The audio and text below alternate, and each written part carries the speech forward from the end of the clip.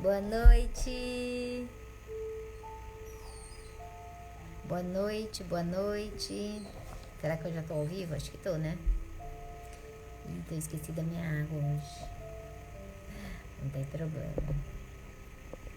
Boa noite, boa noite. Ah, eu esqueci de escrever aqui o nome da live. Boa noite. Hoje nós vamos falar sobre... Bruna, boa noite. Hoje nós vamos falar sobre Maiara, boa noite, Mar. Hoje a gente vai falar muito sobre autoestima, na realidade, né? Eu coloquei o nome da live de Você é Generoso ou Está se Sacrificando.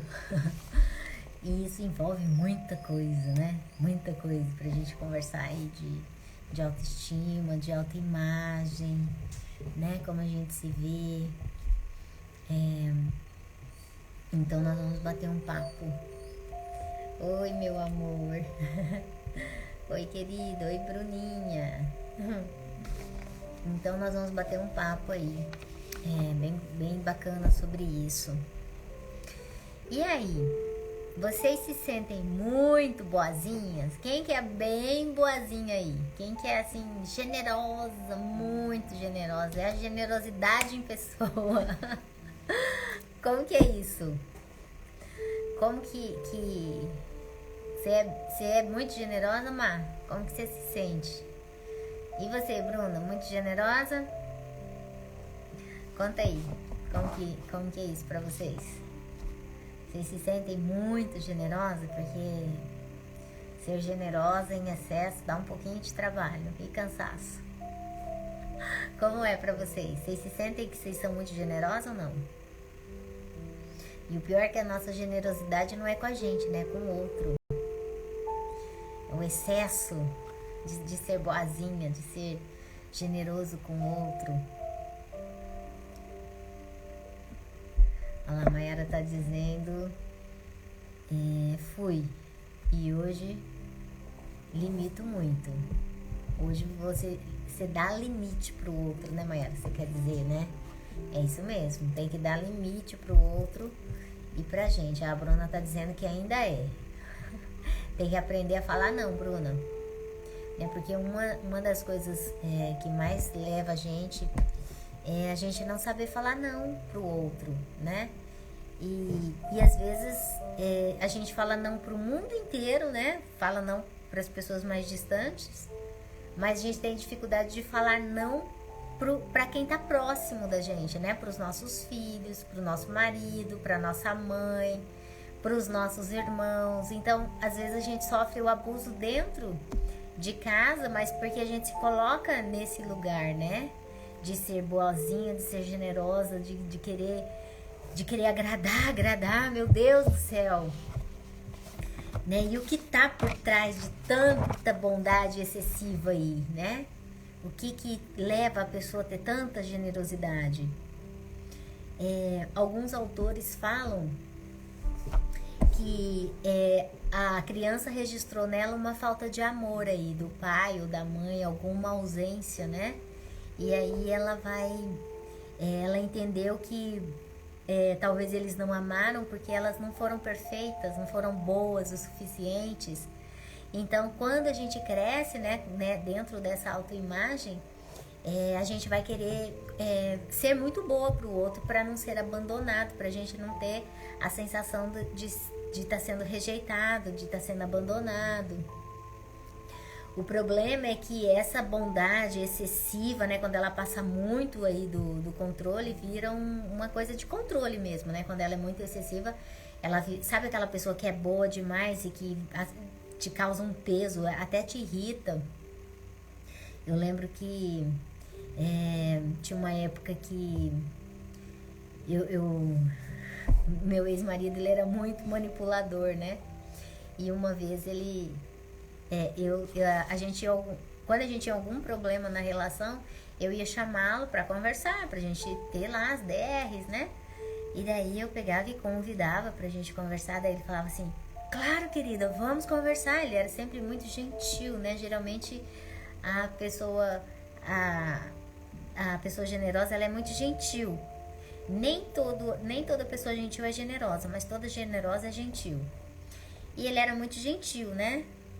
E daí, aí ele falava, claro, vamos conversar. Aí quando eu sentava pra conversar, né, eu pensava, claro, que ótimo, né? Vamos conversar, vamos resolver a situação. E daí chegava lá e ele falava todos os traumas e dramas, não deixava eu falar. Ele falava, vai querida, isso e aquilo outro, aquilo outro.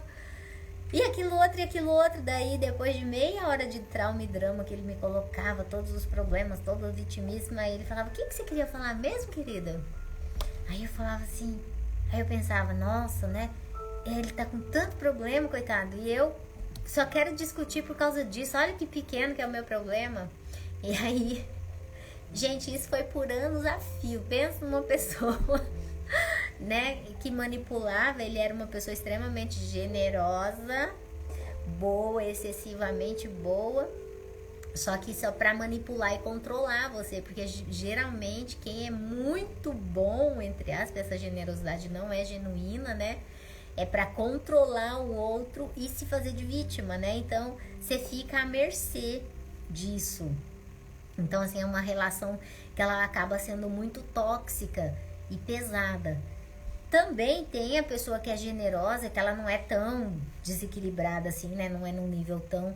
que também traz peso para a relação, né? Porque ela acaba entrando em sacrifício, né? Ela acaba fazendo pelo outro e nunca sendo a hora dela, a vez dela. Ela sempre se coloca em último lugar, né? Nunca ela se prioriza, sempre ela está a serviço do outro, né? Então isso tem a ver muito com a autoimagem, que a psicologia chama de autoimagem. Autoimagem é o conhecimento que o indivíduo tem a respeito dele mesmo, né? Então, como seria isso? Então, a gente tem a autoimagem que vai ter uma reflexão negativa e a autoimagem que tem uma reflexão positiva, depende de como essa criança recebeu. Então, a autoimagem, ela ela diz quem somos a partir do que a gente recebeu do outro, ou seja, das pessoas que a gente conviveu da infância, né? Então, à medida do que eu fui ouvindo a meu respeito, porque nessa fase, quando a gente é criança, a gente não tem discernimento, né, pra tá colocando assim, minha mãe tá falando isso porque ela tá nervosa, meu pai tá falando isso porque ele tá estressado. Não. Então, a mãe fala, a mãe pede uma coisa pra você fazer, né? No caso, você já é grandinha, tem 4, 5 aninhos, 6 aninhos. Aí pede pra você fazer uma coisa e você vai, e você demora, ou você não faz direito, você não sabe fazer. Aí, olha que você é lerdo, como você é burro, como você é devagar, tudo que eu peço você não faz direito. Essas coisas, quando a gente vai ouvindo ao nosso respeito, a gente vai internalizando. E com isso, a gente constrói a nossa autoimagem. Então, isso é a autoimagem, que pode ser positiva também, né? Então, se a criança, às vezes a criança faz errado, não faz certo, se você for lá e educar ela, ou falar pra ela assim, olha, da próxima vez, amor, presta mais atenção. Aí a mamãe vai te ensinar, é assim que faz. Aí você vai ensinar, vai criar uma boa imagem, né? Vai colocar conhecimentos dentro dessa criança para ela ter uma boa imagem a respeito dela. Por quê? Porque essa autoimagem tem um reflexo, um impacto profundo aí quando a gente cresce, né? Nesse estado de entrar ou na generosa, excessiva, na boazinha, ou entrar nesse sacrifício, né? De estar se sacrificando aí para agradar o outro. Porque por causa dessa autoimagem aí, de tanto ela ouvir como ela não é boa, como ela é lenta, como ela é preguiçosa, como ela é inútil, né? Como ela burra, né? Às vezes tem nomes bem pejorativos e pesados aí na hora que o pai, a mãe ou os cuidadores ali estão estressados, né? Essa criança não é só de casa, né? Nas pessoas que ela convive, babás, tios, primos, enfim, todo mundo que ela convive. Então, essas pessoas vão falando, o outro falando, e isso que ela vai guardando dentro dela como se aquilo fosse uma verdade absoluta dela. Até porque ela não tem, como eu disse, a criança não tem discernimento e não tem também ainda o córtex frontal, né, que é o neocórtex, que é o que raciocina, isso não está pronto na criança, isso fica elaborado a partir dos 7 anos, por isso que a gente fala que há muito da interferência aqui na vida adulta vem do 0 aos 7 anos, que é a hora que a criança não tem filtro. Tudo que ela ouve, ela recebe 100%, porque ela não tem capacidade ainda de discernimento nessa fase, né? Porque é fisiológico, o neocórtex dela ainda não está desenvolvido, habilitado para fazer essa função de filtrar. Então, quando a gente cresce, que a gente é adulto, a gente vai ter a nossa consciência, né? O nosso consciente, que é o neocórtex, e o nosso inconsciente, que seria... minha cachorra tá latindo. Hoje eu prendi ela, né? Porque ela fica aqui e ela atrapalha. Fica cavando ali o sofá e as coisas. E faz barulho aqui. Então assim, aí o meu consciente, né? Que é o meu neocórtex, ele que vai desejar as coisas. Então eu quero uma coisa, eu sonho, eu tenho um desejo.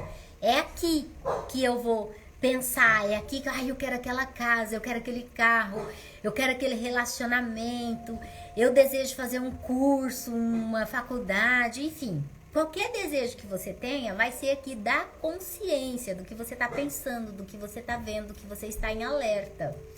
Só que quem vai construir isso para você é a sua autoimagem. Vai depender do que está registrado na autoimagem, no teu inconsciente.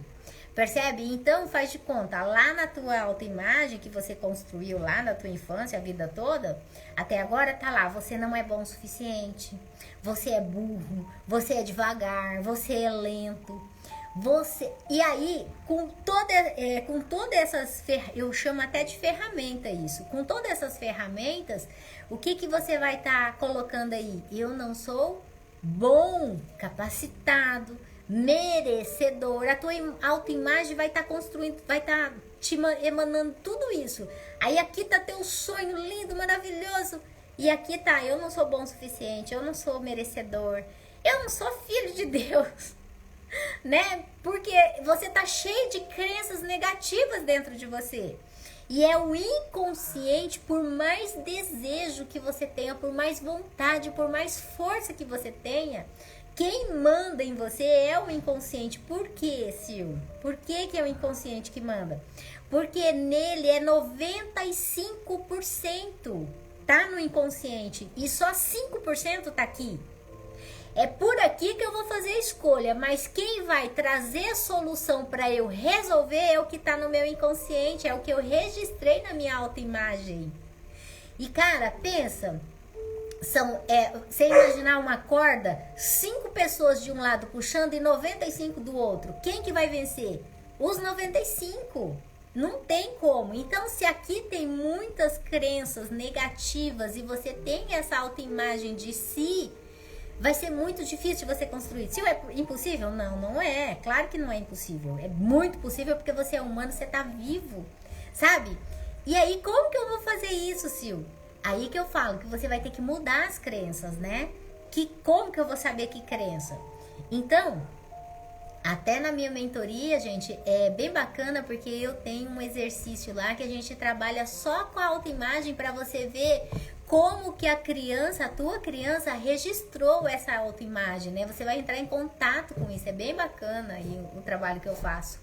Porque essa identidade aí que a gente tem que ter a nossa identidade, né? Porque a autoimagem tem a ver com essa nossa identidade, com esse nosso registro. Só que o nosso poder tá aqui de mudar essa autoimagem, né? Então, por isso que eu acredito, assim, no exercício que a gente faz, porque você entra em contato, porque como que eu vou saber? É um exercício que você vai entrar em contato para você saber quais são os registros ali que tem, né? Como que essa criança se sente. E ali você vai registrar a nova imagem que você quer de você. Então faz de conta que você quer ser uma pessoa que quer ser um palestrante, por exemplo, né? Faz de conta. E você não tem coragem de falar, e você não tem coragem de se expor, e você não tem coragem de criar seus produtos. Aí o que você vai fazer? Você vai lá fazer esse exercício, né? Voltar na autoimagem, ver o que essa criança registrou, e você vai vai colocar a imagem nova que você quer, da pessoa nova, do palestrante falando, empoderando você internamente. É bem bacana.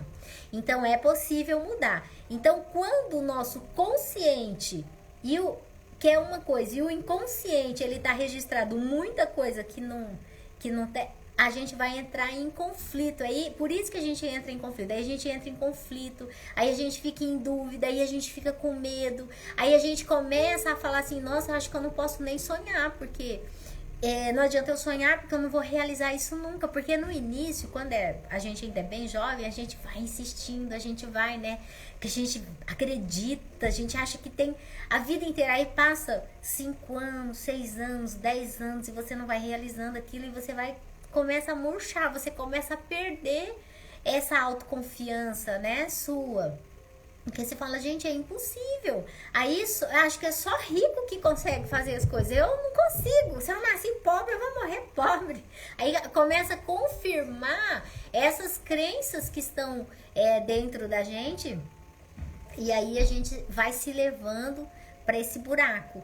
E aí, pra gente sobreviver no meio disso tudo, né, com essa autoimagem toda distorcida, que a gente chama de autoimagem distorcida da realidade, a gente começa a ficar boazinha. Por isso que a gente começa a se submeter, entende as coisas?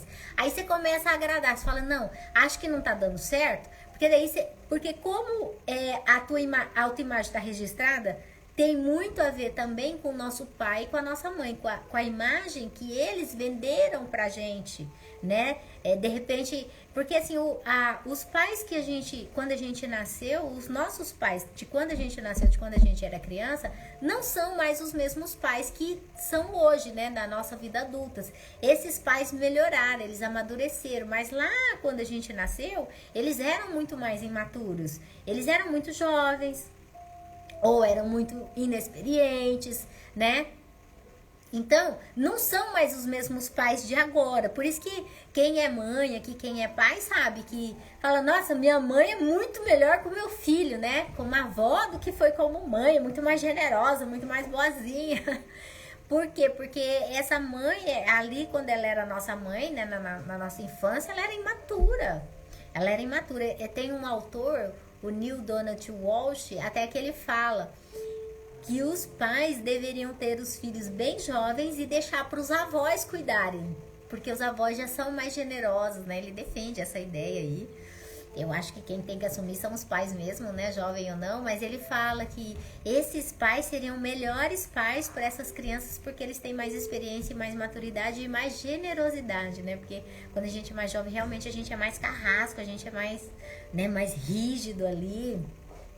Então, tudo isso vai refletir e vai refletir. Então, como essa criança internaliza, eu não sou boa o suficiente, né? Fica registrado lá dentro dela, eu não sou boa. Então,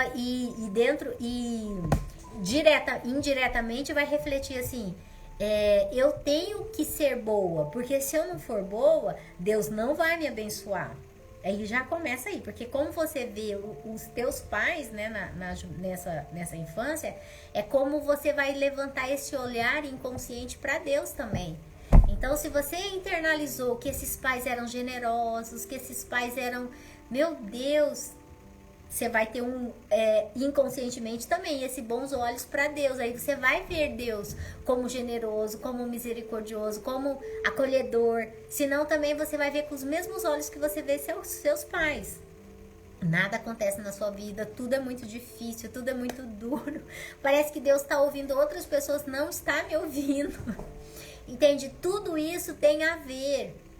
E aí, o que a gente faz? Tudo isso é inconsciente, tá, gente? A gente não pensa sobre isso. É inconsciência, é inconsciente. Então, o inconsciente é o que a gente não está enxergando.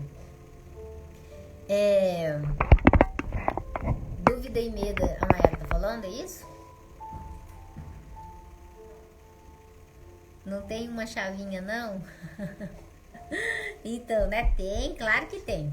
Nós vamos esmiuçar aqui, depois eu vou falando aí quais são o que a gente vai poder estar chamando aí para melhorar isso.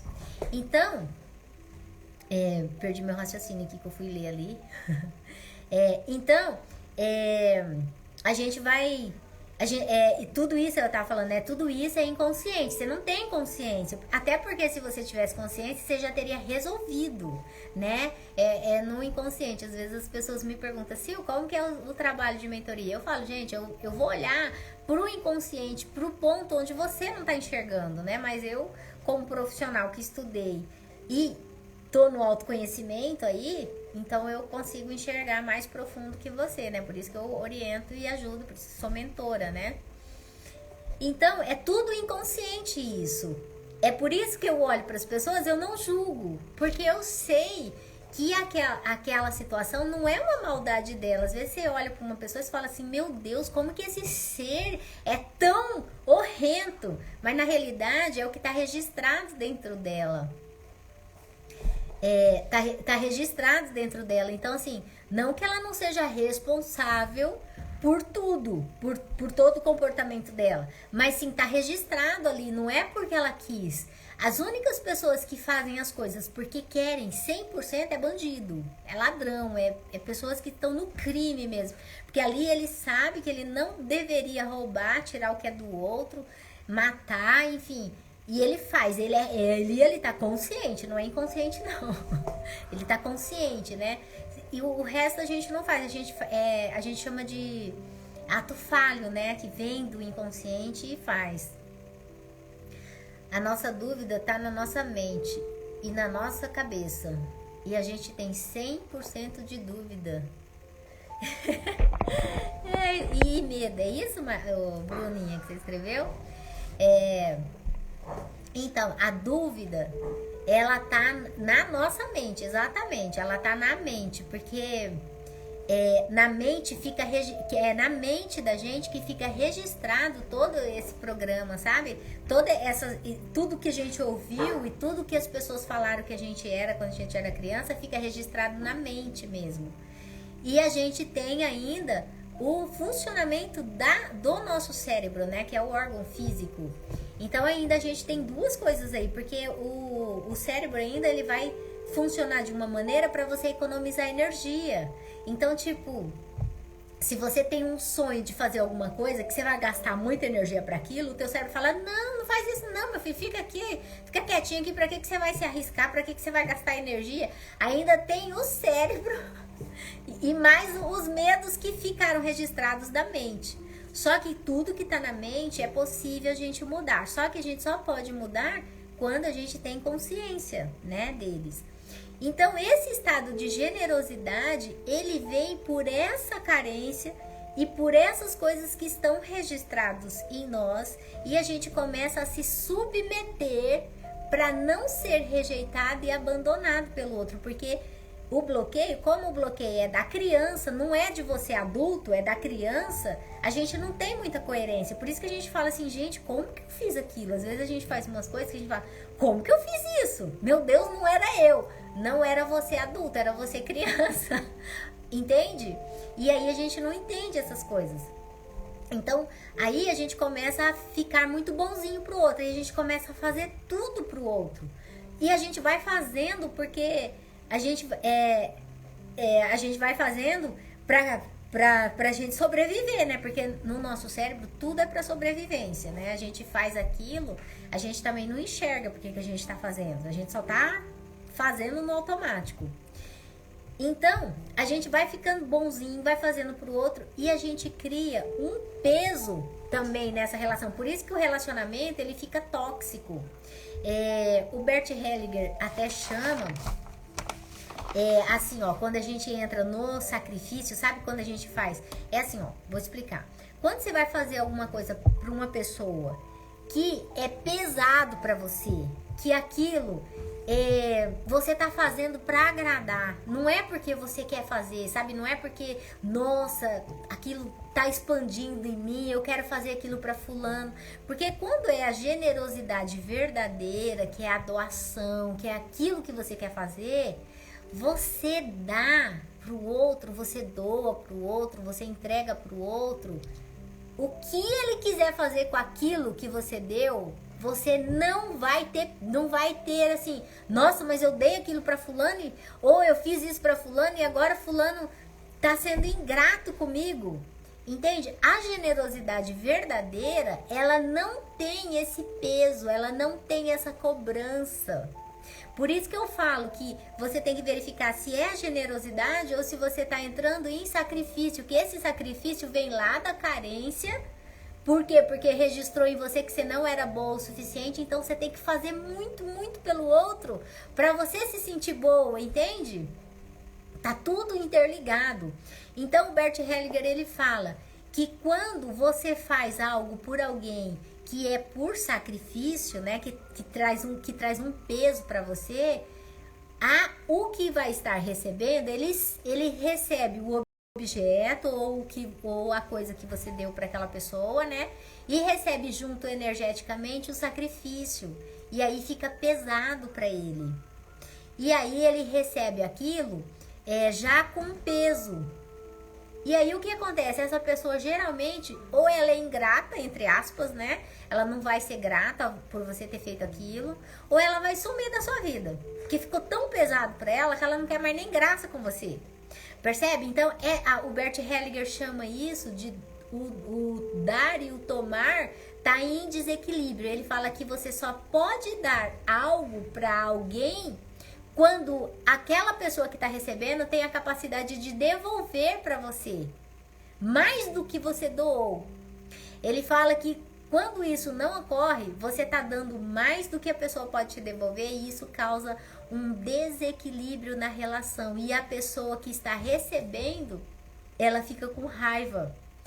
Porque causa um peso nela, você causa inconscientemente uma dívida nela. E aí você fica chateado porque aquela pessoa está sendo ingrata com você e o outro quer sair de longe de você porque trouxe o peso do sacrifício que você está fazendo, né? A gente faz muito sacrifício pelos nossos filhos, né? Principalmente nós que eu tenho uma filha adolescente, né? Então, porque a gente quer o melhor para os nossos filhos. Quem não quer dar tudo que a gente não teve, né? Eu quero suprir tudo que eu não tive. Só que uma coisa que a gente tem que pensar aí, a nossa criança, o nosso filho, né, físico, real, ele não tem a mesma necessidade que a gente. Inclusive, quando a gente dá para eles o que a gente não teve, a gente tá entrando em sacrifício. Por quê? Primeiro porque a necessidade dele não é igual a nossa. Aquela dor é só nossa, não é dele. Ele tem outra história. Percebe? A gente não tem, porque a gente tá tão cego querendo nos reparar que a gente dá pro outro mais do que ele tá até precisando. E isso vai causando um desequilíbrio. Então o Bert Hellinger, eu acho muito bacana o jeito que ele fala. É como que a gente vai equilibrar esse dar e receber, ou esse dar e esse tomar. Ele fala assim que a gente faz a inversão disso. Como assim, Sil? Então assim, ó, no dar e tomar pro bem, vamos dizer, para criar vínculo, para não trazer peso para a relação. E pro dar e receber, na vingança ou na raiva. Ele fala que a gente faz o oposto. Então assim, ó, vou dar um exemplo aqui.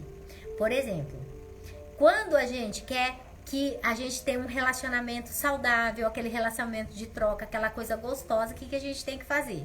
Então faz de conta, eu recebi essa caneta de presente da minha amiga. Isso é para criar vínculo afetivo, segundo Bert Hellinger, que é o autor das constelações familiares.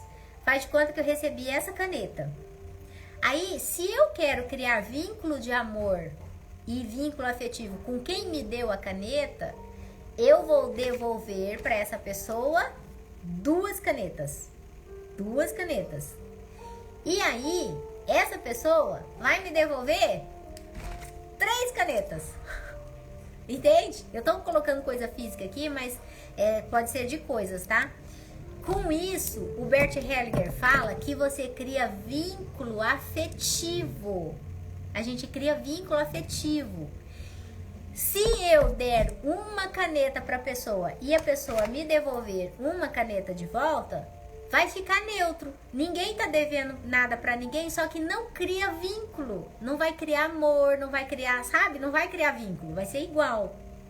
Ou você dá e o outro não te dá nada. Também, né? Tá aí que não cria nada mesmo, nem neutraliza, ainda fica na dívida, né?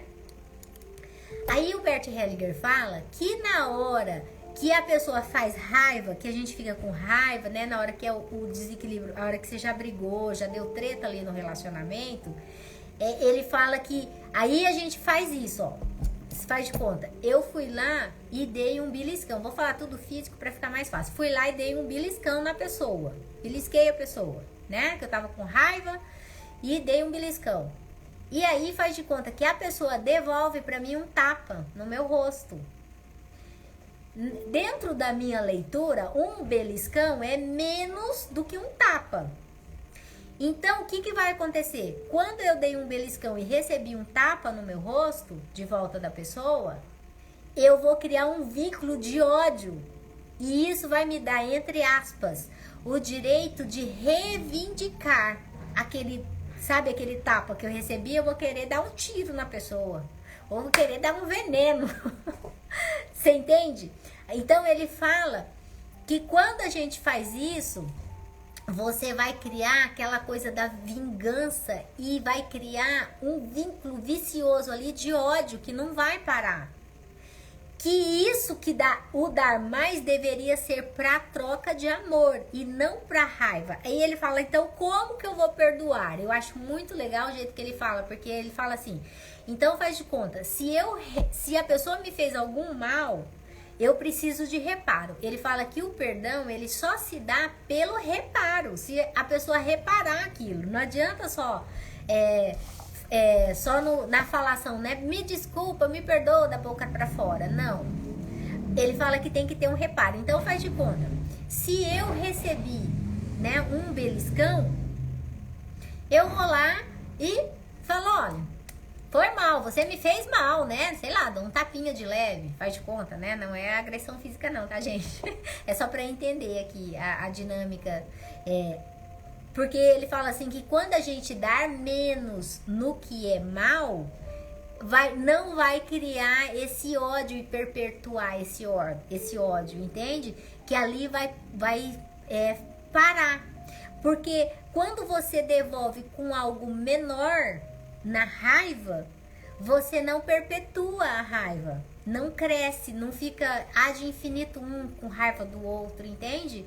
Então pensa a gente colocar isso no nosso dia a dia. Isso também é posicionamento, por exemplo, né? Eu tô lá discuto na minha relação, seja lá com quem for, com meu marido, com a minha mãe, com a minha sogra, com meu filho, né? E meu filho me fala algo áspero ou algo duro, ou a pessoa ali que eu tô me relacionando, e eu vou lá e falo uma palavra mais dura ainda, você vai criar um distanciamento, entende? Você vai estar nutrindo a raiva, o distanciamento dessa pessoa, a distância.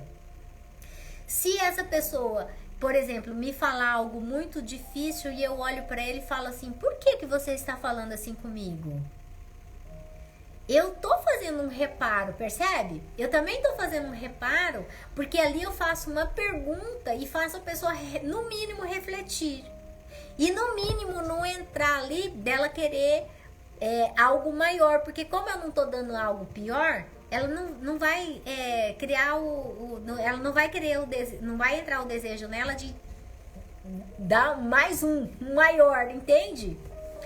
Então o Bert Hellinger fala que quando a gente compreende esse dar e tomar, e a gente sempre vai dar a mais só no amor, porque a gente vai criar vínculo com essa pessoa. E quando é pra raiva, a gente sempre dá menos, mas tem que ter o reparo. Então, quando o outro te falou algo que te magoou, você tem o direito e deve conversar com a pessoa. para cessar aquilo e não ser agressivo, não precisa. Se você tá com raiva na hora de reparar, deixa para falar depois, deixa a raiva passar, porque na raiva a gente vai falar o que a gente não quer, a gente vai dar o pior nosso, percebe? O Bert Hellinger até cita um exemplo de um casal, eles casaram e esse rapaz procurou ele, né? Procurou o Bert Hellinger para tratar. Eles se casaram e teve um problema bem grave aí, que eu não sei, com os pais desse homem, né? Que se casou e ele teve que viajar com esses pais. E aí o que aconteceu? Ele viajou com os pais e a mulher ficou a ver navios em plena lua de mel dela. E aí ela ficou na raiva. E aí ele foi, né, lá no Bert Hellinger fazer uma terapia, né? No caso, o Bert Hellinger faz constelação. E aí o Bert Hellinger perguntou o que aconteceu. Porque ele falou, olha, minha esposa age assim, assim, como se ela tivesse uma raiva dentro dela que nunca cessasse, né? Oi, Andressa. E aí o Bert Hellinger disse assim pra ele, ó. Falou assim, o que aconteceu? E aí ele contou essa história, né? Que na lua de mel eles tiveram que viajar.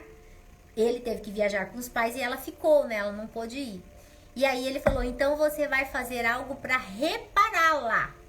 E tem que ser algo que você sinta ali o sacrifício, né? O peso daquilo.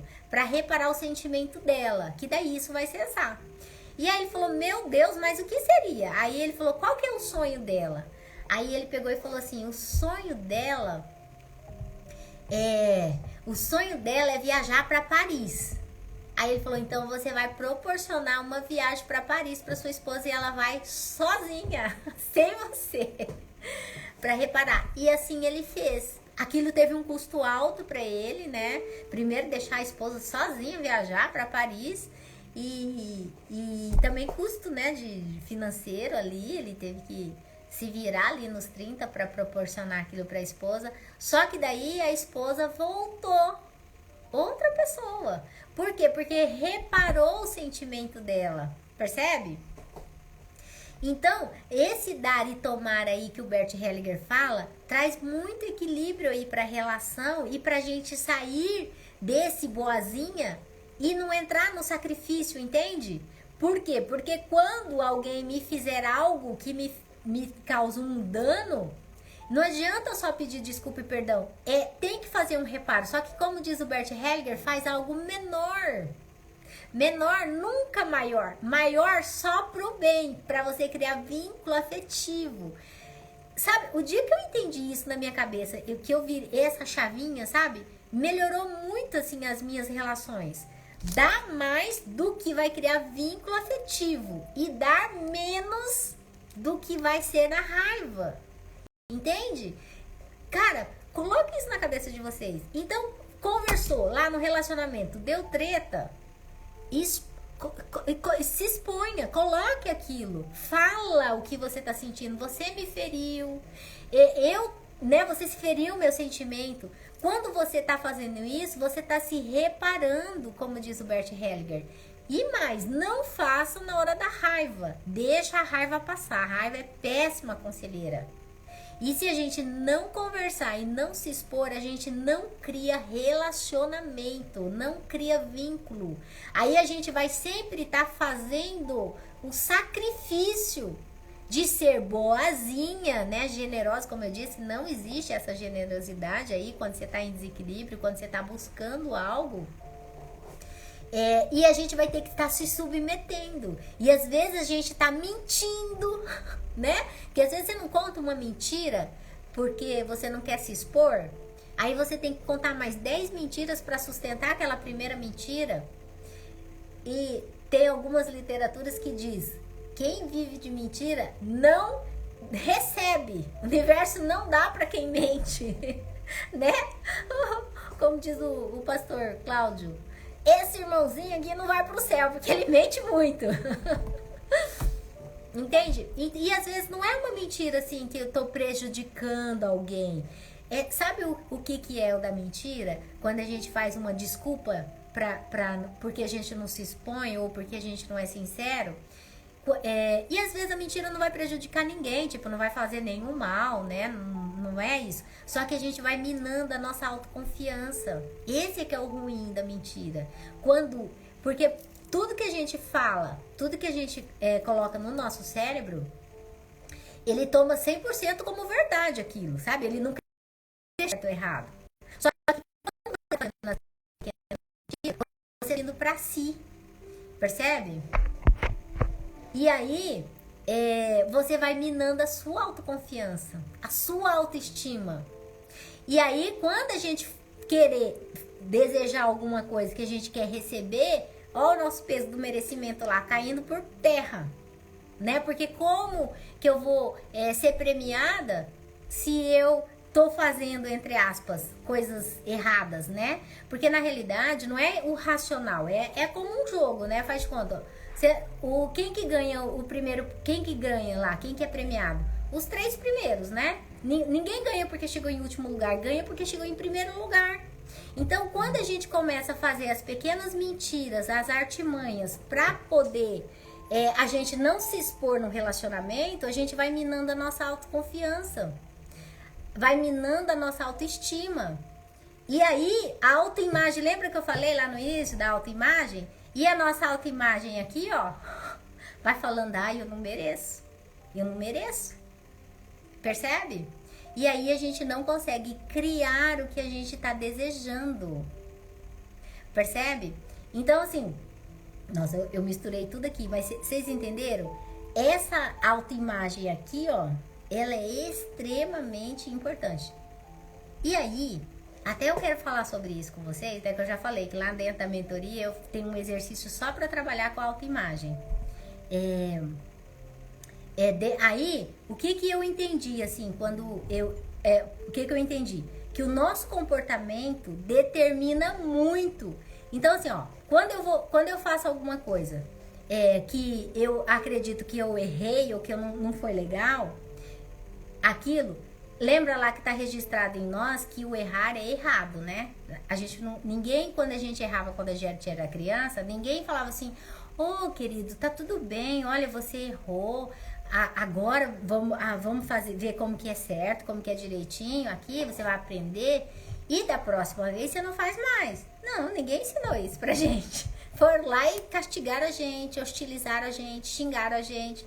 Então, quando a gente erra, hoje, né, agora adulto, como isso ficou registrado e internalizado na gente, quando a gente erra, a tendência da gente é ir pro sacrifício, pra punição, que a gente vai se punir daquilo.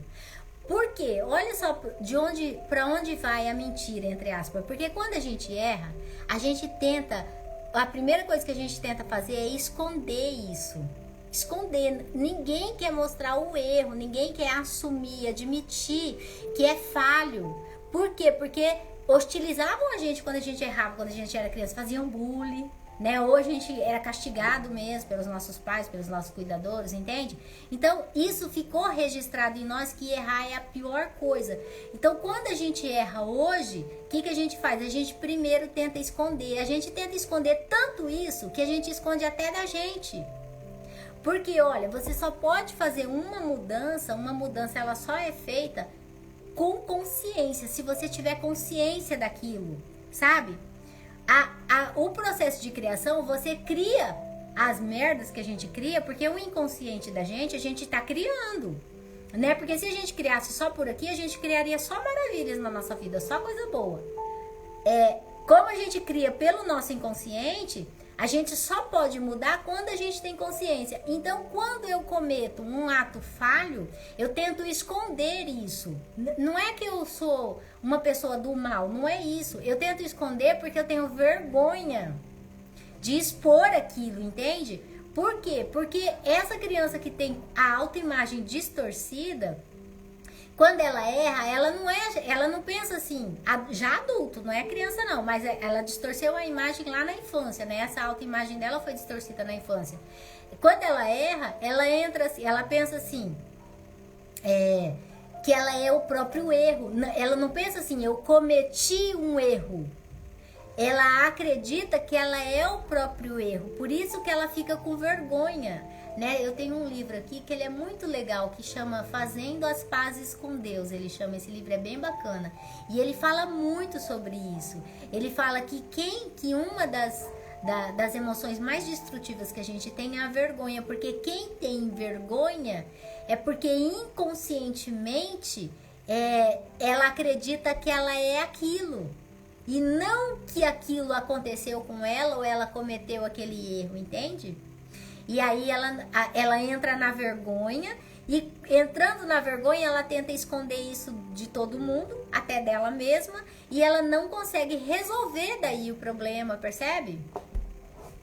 A Bruna tá fazendo algum comentário aqui. A gente tem que ser o que a gente é, por fora e por dentro. Isso mesmo, Bruninha.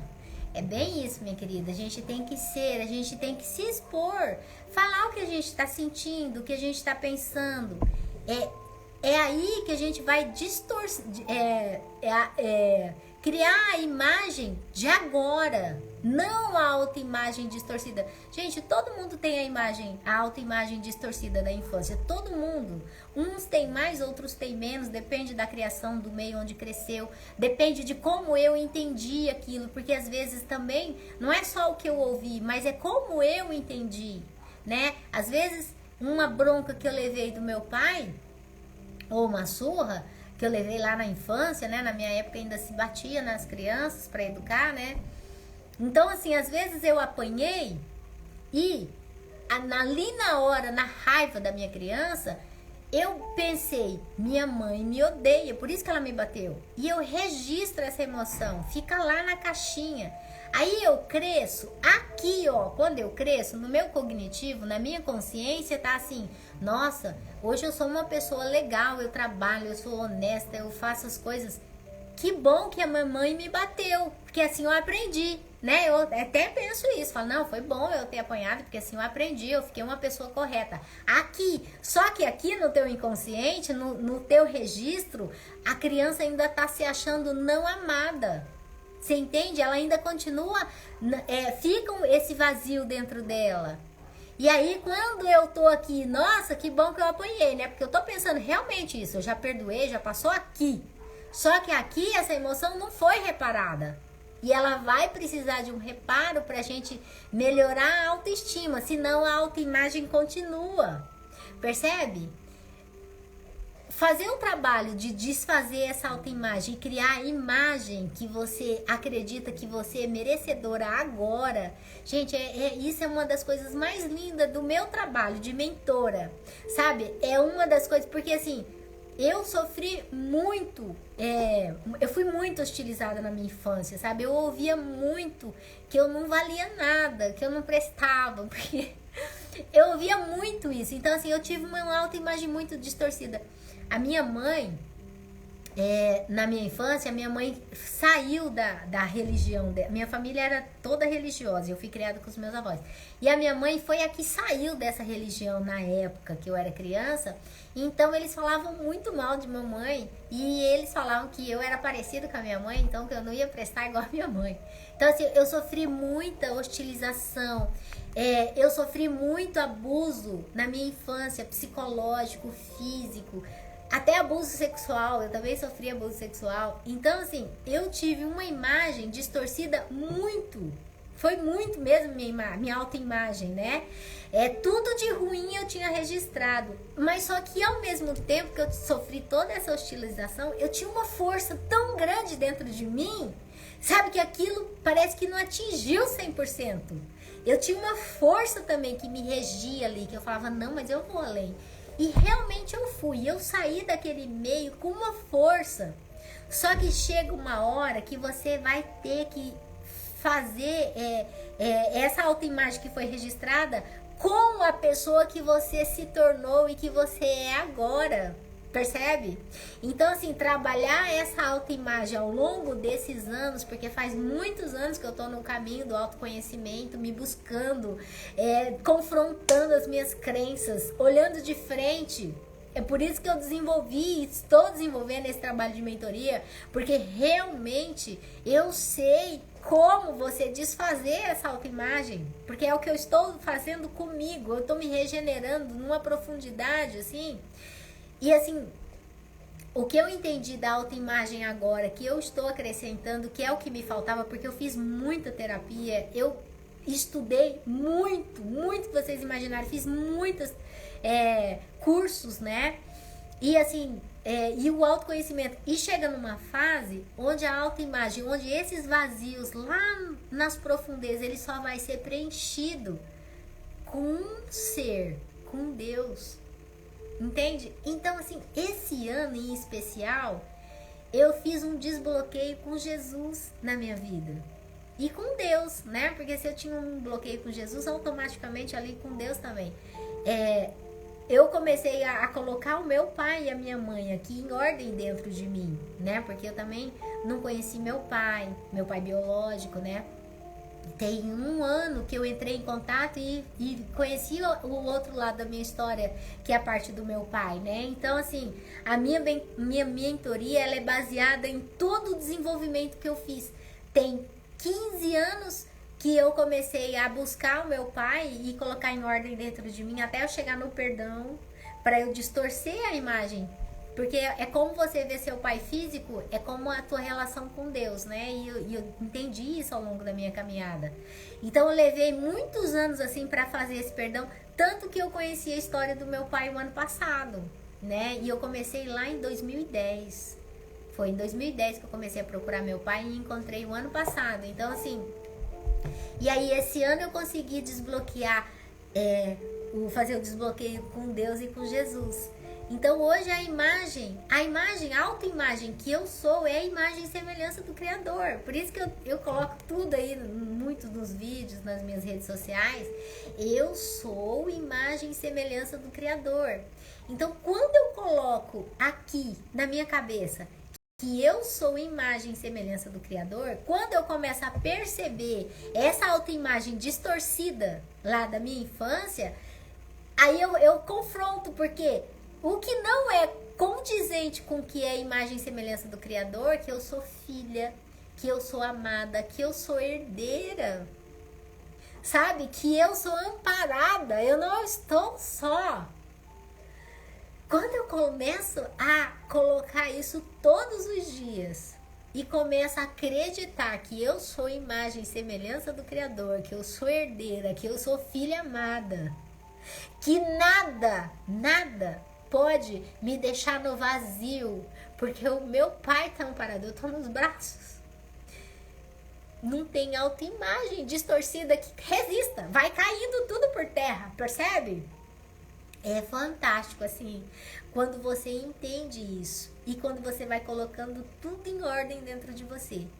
Então, a minha mentoria e o meu trabalho que eu estou fazendo hoje, que eu tenho muito orgulho de estar nesse meu trabalho, é sobre isso, é sobre você achar a sua verdadeira identidade, é sobre você sair do sacrifício, é sobre você sair de ser boazinha, generosa, a falsa generosa e a falsa boazinha, e ser você que é filha, que é herdeira, que é amada, que tem direito a tudo, porque Deus é abundância, Deus é amor, não falta nada, percebe? Só que a gente vai ter que criar esse novo eu até chamo de criar um novo eu, percebe? Criar um novo eu mesmo, registrar, e assim como a gente registrou um monte de coisa que não era legal, a gente vai registrar esse novo eu, que é com essa força do nosso Criador, do nosso Pai, porque depois de tudo na literatura que eu busquei, de todas as ferramentas que eu conheci,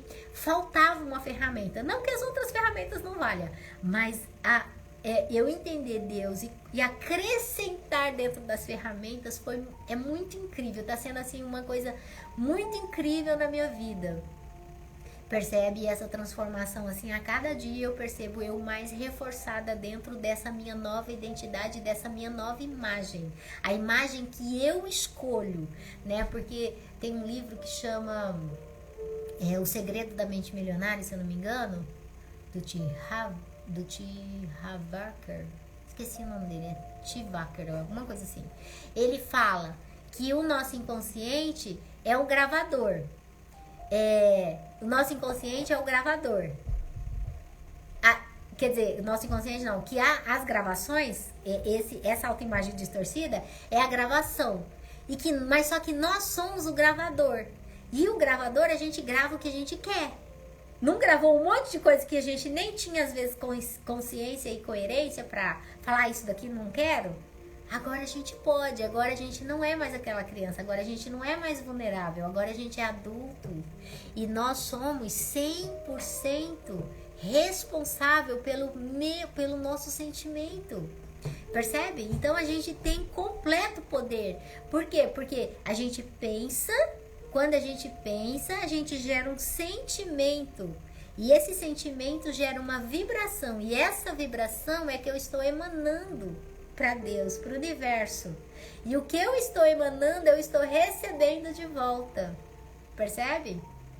Então, quando eu recebo isso, até tem um versículo da Bíblia que eu não lembro direito, mas foi Jesus que disse. Ele fala assim: quem tem, receberá mais. E quem não tem, o pouco que tem, lhe será retirado. Quando eu li isso a primeira vez, eu falei, meu Deus do céu, como assim? Jesus é contra os pobres. Mas não é nesse sentido que Jesus está falando. Ele está dizendo desse sentimento. Como eu sou responsável pelo que eu sinto e pelo que eu gero. Percebe? Então, assim, eu não escolhi, sei lá, sofrer um acidente, faz de conta, né? Veio de externo, veio de fora. Só que eu ainda posso escolher que sentimento eu vou gerar, que olhar eu vou olhar. Então, meu carro quebrou, por exemplo, pra que eu vou xingar ele? Eu posso falar, só quebrou porque eu tenho carro. Só quebra o carro quem tem carro. Olha como é o olhar positivo, entende? Então, assim, olha o sentimento que eu vou gerar e a vibração que eu vou gerar, como eu posso, porque aí eu posso usar o meu cognitivo, percebe? Então é disso que a gente fala, é alinhar o que a gente quer ser, o que a gente é, o que a gente escolhe, com o nosso inconsciente aqui, ó, que é o que manda realmente, e alinhar os dois. E quando você sai da imagem, da autoimagem distorcida e vai para a imagem que você escolhe agora, que agora você tem todo o poder de fazer isso, uau, não tem como você não transformar a sua vida, tá? Então, era isso que eu queria passar pra vocês. Bruninha, te amo também, minha querida. A Bruninha toda interagindo, ó, que bacana. Obrigada, Bruna. Então, gente, era isso que eu queria passar hoje. E não se esqueça, todos os dias, ativar a sua identidade verdadeira. Eu sou imagem e semelhança do Criador. Eu sou imagem e semelhança do Criador.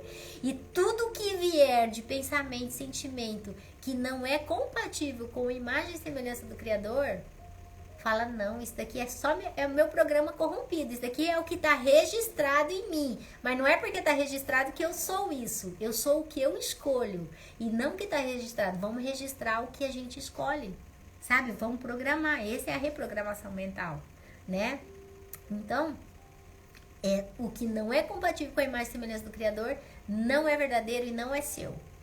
Registra aí, leia lá 1000 vezes na Bíblia, é Gênesis capítulo 1, versículo de 26 a 28, eu sou imagem e semelhança do Criador. Você lê isso todos os dias, até a tua mente acreditar nisso.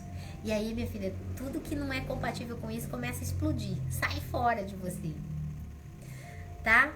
Então, gente, hoje era isso que eu queria passar pra vocês. Gratidão, tenha uma ótima semana, né? Um resto de semana aí, que a gente já tá no meio da semana.